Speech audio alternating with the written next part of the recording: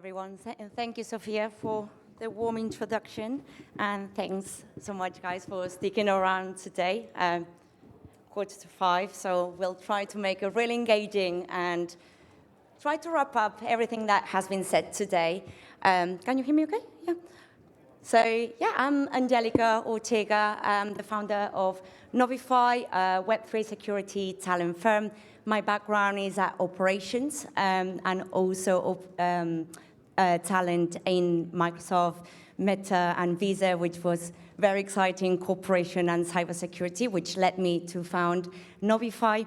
And so today I would love to, make the introductions to our amazing panelists. I'm just gonna read it out for you guys. So we got Christine, CTO and Technology Advisor to Complex Asia, with over 20 years of experience, formerly led decentralized identity at Accenture and advised World Economic Forum. So she will talk about how AI shapes user trust and authenticity in cybersecurity, drawing from her youth entertainment network and broad role.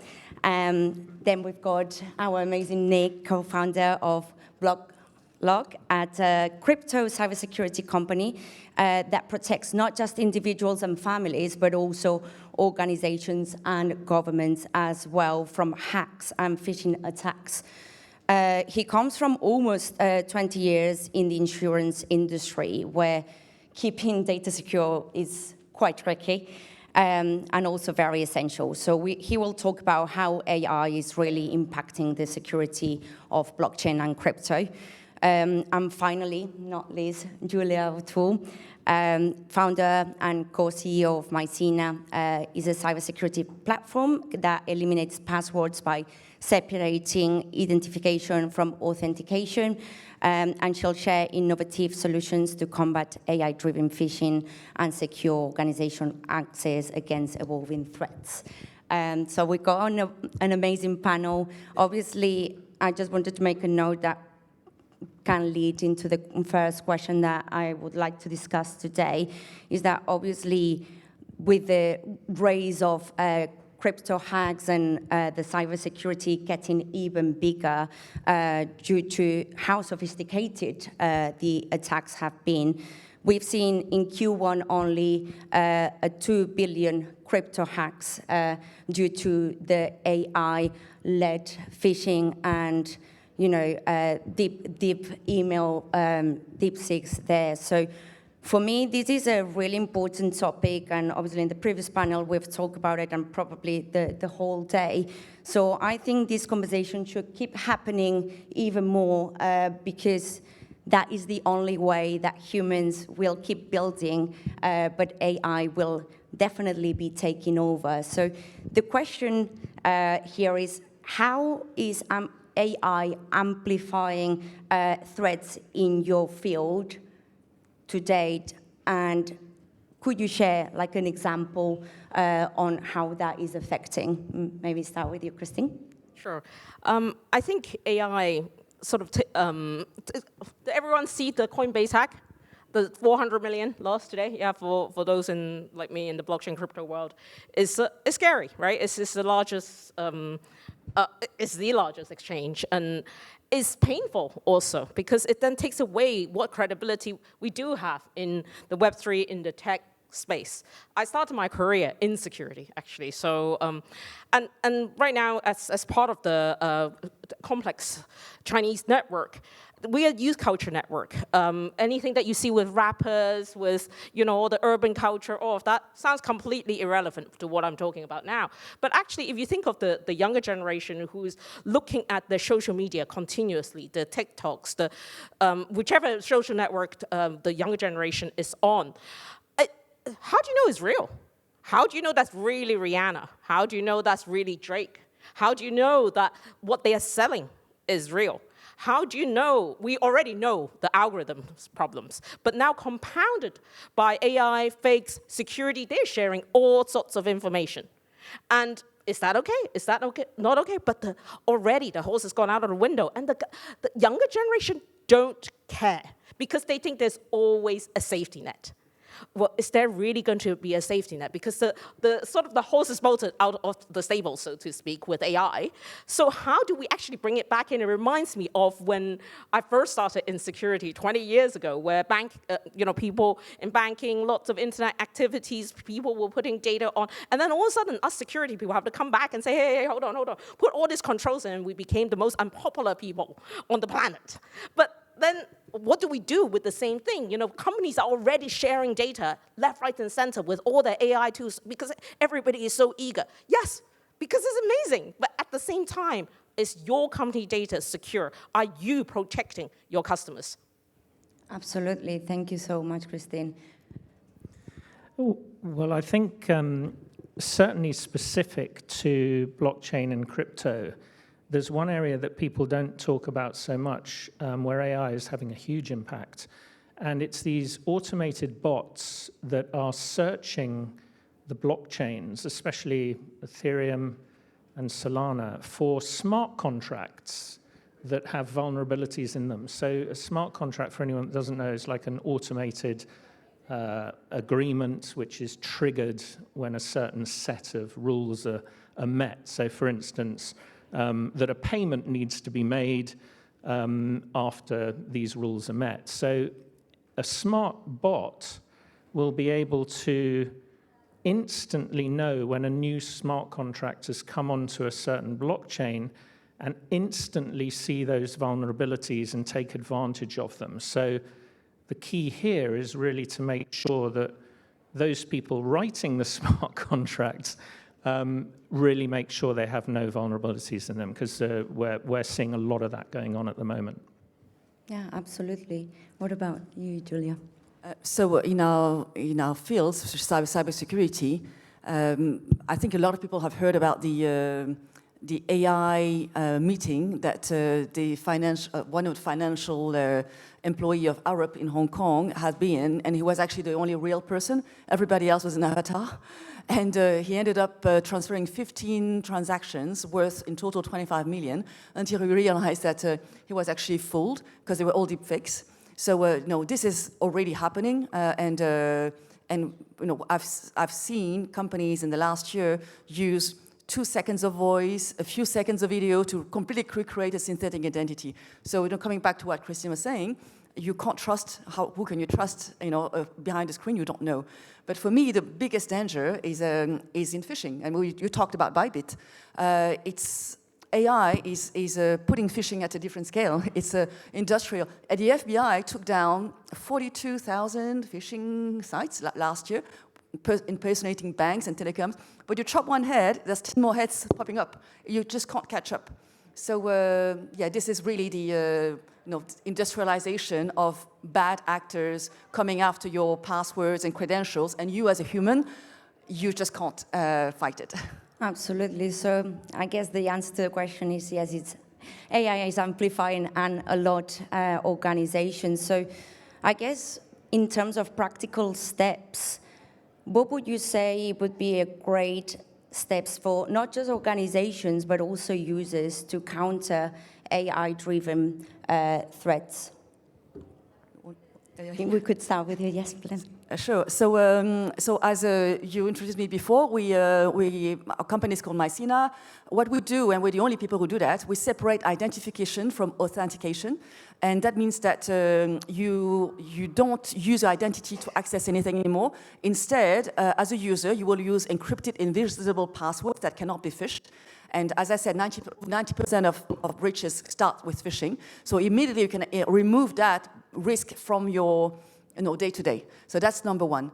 And then once you've done that, there's a lot of inside doors within your organizations which need strengthening. So I would say lock your windows and doors first, then move into your internal systems to harden all the doors, then work on your third parties with encrypted API connections, not shared password over clear text. And then add, at the end, after you've finished doing that, you can add a layer of governance that allows you to see who has access what and when within your all the access that you have in your organizations. And you can have 10 million accesses. It doesn't matter anymore because the user is not tied to the access anymore. Absolutely. Yeah, I think it comes down to zero trust, zero knowledge. In our case, we don't know who our customers are. They get issued with a unique user ID. So if someone was to come to me and hold a gun to my head and say, we need your entire database of customers, I could give it to them, and it would just be a bunch of numbers. It'd just be totally useless. So, but having a zero trust architecture, which means that every single step of the way, things are validated and locked down. And I mean, we have ridiculously secure security protocols. We've got multi-signature wallets up to 8. So, some of these big asset management companies that have billions in crypto need 8 signatories before any funds can be moved, large amounts over a certain amount. And then after that, there's further passwords if you need them, and QR codes, and all sorts of crazy stuff. So it's just about really thinking about a solution that AI is never going to be quick enough to work out or even get into in the first place. Absolutely. What about you, Christine? I think in the industry that I'm working at the moment in entertainment, live events, you have hundreds of thousands of people, tens of thousands of people coming through an arena. They're fake tickets, fake everything, but you want to learn the user behavior. So you're collecting all the behavior. But you want the AI engines to do that, because otherwise what else is AI for, right? But I don't want my data and for the agent to be trained using AI to go to my competitors. And how do I know it's not going to my competitors? No way of telling. So as much as there are great tools out there, federated learning, homomorphic encryption, zero knowledge proofs, all of those things are there, it's not moving fast enough. Those tools are not catching up with the speed of adoption of AI, and I encourage those in the audience who are working in this space, hurry up, because it's really necessary, and the large organizations with their CISOs need to be able to adopt those tools quickly, and more importantly, cheaply. And I heard one of the investors earlier saying, cleaner data. Be prepared to clean your data so that you can segment your data so that these tools can be used effectively in whatever shape or form. Definitely. I do want to talk about the data governance, because it's a very systemic impact that we've got. Thanks for that. I wanted to maybe circle into, now that we've got the practical steps into the future, what do you think is the biggest risk, AI-driven risk? Don't laugh. I mean, we could number many of them, but there's a lot of ethical questions around it as well, which I think is very important to talk about today as well. So what would you say is the most important, not just for organizations, but also for users? You want to start, Christine? Reality. What is real? I've played around last night, mixing my own pictures on top of things. There's no way. We are increasingly in a digital world, and it will be, what used to be a restaurant is just now Deliveroo. It's a kitchen with a Deliveroo front. And further on, it will be more and more so like that. Yes, identity matters. Identity, not just identity of individuals, of companies, of the AI agent. We need to think about the identity of those AI agents. The biggest risk is really defining what is real and what is not, and how do we tell. Just like you have multi-factor authentication, you have many other tools in the security arena, we need to be able to have enough controls to know this is real, this is not real. And whether it's acceptable for individuals to accept the not real. And the level of risk acceptance is going to be different for everybody. But ability to understand what's real or not is going to be very, very hard and challenging. Absolutely. We had this discussion not so long ago, Nick, right? So maybe you can elaborate on it. Well, I mean, I think the thing that worries me most is the fusion of quantum and AI from a security perspective. So there's a race ongoing between various bad actors and state-sponsored governments who have unlimited budgets, who are building militarized quantum computers underground that we don't know about, or we don't quite know about yet. But there's this race to this 1 million qubit machine that once someone has it, it's going to be all powerful. But when that's married with AI, the problem is that the speed at which AI operates will be far beyond anything that can counteract it. And everything will be hacked and destroyed before, we can even get any visibility on it. And that really does worry me more than anything else, I think, because we don't realize just how quickly that space is moving. And it really is moving quickly, and especially when there's stuff that's being built with unlimited budgets with world specialists that it's only a matter of a couple of years, not this 30 years that people are saying, that we're going to see machines that are going to be very scary. Absolutely. Julia, what are your thoughts? Yeah, so the future is already here. We talk about data poisoning, changing algorithm, code. You automate a whole process, a whole supply chain. Someone takes over, it's just a phishing attack, takes over, everything's, you think it's yours, it's not yours anymore. So, and the ability to change plane trajectories, in manufacturing, so many things can be altered because the data has been changed, garbage in, garbage out. And the other thing that we've seen already, and we're going to probably see more and more, is API vulnerabilities. In this big supply chain network that we're living in, you don't know where it's going to come from. So that's why you need segmentation, that's why you need encryption, that's why you actually need this fail-safe, because otherwise you end up doing a lot of POVs on your AI projects, but the people who are on the legal side, the people who are, the directors whose liabilities are at stake are never going to accept the risks that the company is taking that could actually fall upon them. Because one hallucination, one person dying could have profound effect on the company, its reputation, and the people. Absolutely. So I think in terms of just drawing back a bit, but also thinking in the future on the data governance side, on this systemic impact that we're having on AI, how we trust data, and also the market segmentation that brings to big organizations, but also small organizations even more. But what do you think, what tips should we bring to organizations in terms of the market segmentation and data? I think regardless of sectors, one of the most important tips is accountability. If you let the AI make decisions right now, how do you know it's your decision versus the AI decision? Then are you going to jail? Is the AI going to jail? Because they're not going to jail anytime soon. So, and it's certainly not going to go to jail with you. So I think that aspect of having accountability for the AI agent, so you've got to test it out, you've got to test it out in a safe environment, and also the segmentation is, what market are you dealing with? You're dealing with a corporate market in big banks and governments, there's probably a lot more controls. You're dealing with entertainment and youth, like myself, it's a whole different ballgame because you need volume and you need a lot of people usage. So AI is incredibly helpful. But how do you make sure that your audience, who are young, is safe? So knowing where to test, how to test, and playing those models out, I think is really important, and taking the time to use it without actually just big bang, putting some technology in, and then when you remove it, people hate tech being removed. If they like it, is doing it in the right way and taking time to do it properly.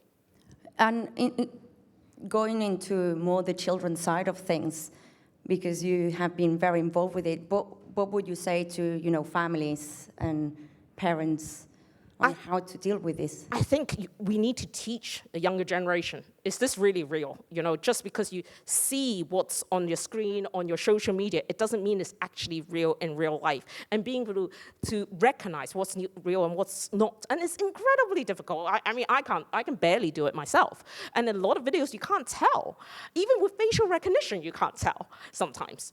So recognizing and questioning, what are the questions to ask? If I were the regulators, I would be writing, what are the questions you need to ask? Is this realistic? Is this not realistic? And what are the things that you need to think about? And AI is going to be in every part of our life, so the parents also need to learn it as responsible parents, the companies that need to say, hey, put a label on it, may or may not, but there is a responsibility for parents to learn. I think that's a very important note to add into education, starting from school, starting from home, really, and then obviously school really supporting that part because it's absolutely essential. Thank you for that point. Nick, we were also discussing about this point as well on the app that, you know... Yeah, I think certainly from a company point of view, I mean, I'm going to mirror more or less everything that you said because it's all about education, so education of the staff within the organization and just regular testing and auditing. Regular, test, audit constantly. And make sure that you have very, very good people doing it who know what they're doing. But I think, I mean... It's just moving so quick, this space, and you know the regulatory framework is trying to keep up with how quickly AI is moving. So it's a very, very difficult one, and you know I know people who work for companies where AI is banned. You know, is that something which we're going to see more and more in the future as the whole AI spectrum gets more and more wild and bigger and bigger? I just don't know. But auditing and testing is regularly is key for us. Absolutely, Julia. Yes, so I mean, I'm going to maybe repeat myself, but the best tip I can give to organization is to protect the humans by not making them the targets. So this, what I call the missing credential security layer, which has been, you know, the case up until today, has to stop. Otherwise, there's just no way you can educate humans to beat the machine, not at the scale at which AI is going.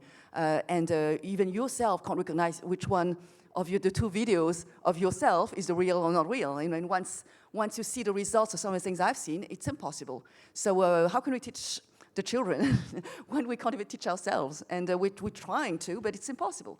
So, so first of all, yeah, make sure that you have the security architecture in place to protect yourself for the future. And put in the governance, because once you have architected the right way, there's a lot of things that can happen in between the identity and the access that gives you that visibility of who has done what, where, breaking down the risks, using math, because I come from a math background, so you know you use math to your advantage. At the moment, the attackers are using it to their advantage, change the equation.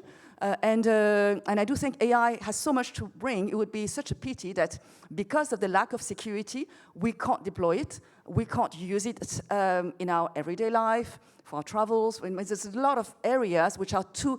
I was talking to someone yesterday, he says, you'll never put AI in a nuclear facility, because you know, one grain of sand could actually have an impact on the results of what's coming. So imagine if AI hallucinating on one single action, the whole thing can really go mad. So to be able to use it, we need to secure it. Absolutely. And I think actually we were having a conversation earlier, and this was prompted by a discussion we had internally, which was, we were kind of joking around a little bit, but we were wondering what it'd be like, because there's so many ransomware attacks going on at the moment. And we wondered what it'd be like if you could get AI to automatically talk to the hijackers effectively and negotiate with them. I mean, it's an ethical nightmare minefield, but there are very clever ways which one can use AI to fight AI. But again, that needs some real skill. You need some really, really clever people on board to be able to do that. But yeah, well, you could have fun with it, actually. You could, but then just being a serious note there that I think is important, perhaps not such a technical sort of conversation, the ethical notes around this type of AI. So what do you think, and I don't know if I've got any chance for questions later, but what do you think in terms of the ethical barriers? How is that going to impact the way we proceed with AI into our day-to-day lives, but also organizations? Is there going to be a line? I think ethical barriers are always hard to draw. What is ethical in one culture is not necessarily ethical in another. And that's an age-old, thousands of years problem, right? So I do think that things like discrimination, bias, all of those, we need to teach engines to be clever, and we need the right data set to do that, and we need clever humans to also monitor, and diverse opinions and thinking in order to teach the machines. And we need different skills for that. It's not just tech skills, it's also human skills. So I think that's going to be very important to understand what is applicable when one might not be applicable to another. Absolutely. And I think we're really still very early in terms of AI, if you think about it, just like we are in blockchain and crypto. But it's going to be a regulatory thing. I think it's going to come down to that in the end. And there will probably be filters. So if you want to use AI in your company, there will be a filter that you can apply, which will be an ethical filter that applies specifically to that company, or it could be done on a country level. Or I'm sure there are going to be things built in regionally to various AI models, which somehow has to bypass VPNs as well. I don't know how they're going to do that, but anyway, it's going to be a regulatory thing, I'm sure. It's going to have to be. Absolutely. Julia, any comments? Well, I mean, yes, the problem with regulators is that they're always a few years behind, if not more. So we can't really count on them. And especially at the moment when you can see executive orders just busting any regulation that you may have or any dictating the way of the world, we can't rely on external factors. Somehow we have all to be responsible for our future, for the future of our children. So it's take real responsibility. Try and secure as much as you can. Certainly, control your own accesses and don't let your employees control them. Segment so that you know what's happening as much as you can, so that you can actually always come back to the data that has been used, and be responsible is probably my best advice. Absolutely. I think all of these are extremely insightful points from everyone, and we always keep going back to education and humans, which makes me think that the next chapter of cybersecurity and AI, we have such a key presence, and we cannot let that make us fear or draw back. So definitely really, really insightful. Thank you so much. Have we got time for any questions? Are we okay? Yeah? Any questions? Shall I give this? No? You mentioned something about the messaging. What should organizations who actually develop cybersecurity software do in terms of quantum computing? Because even though we use encryption, it can actually decrypt in a fraction of a second. So what do we need to do to guard against it? I think we need to think about it, because quantum computing is here and it's here to stay. Yes. So I have a math background.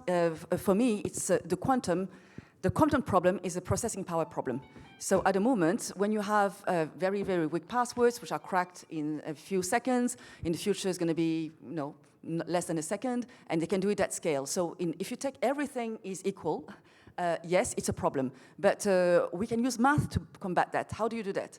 You use probability, combinatorics, to multiply the number of possibilities. And how do you do that? You layer the encryption keys. So you can actually have as many layers as you want, as long a key as you want. And by mixing the whole thing, you just create trillions and trillions and trillions of possibilities, so that it's economically not viable even for the quantum computer to crack one door. So you use math in your favor. That's it.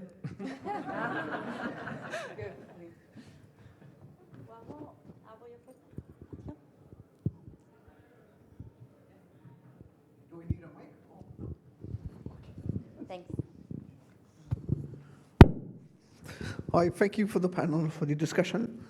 I think during your conversations amongst yourselves, I think you're discussing about that whether, let's say, general public as such, okay, in terms of, let's say, if you were to talk about cybersecurity, okay, and mainly, especially when you've been having quite a lot of cybersecurity breaches, especially. I'm sure you guys must have heard of the Marks & Spencer breach recently, right?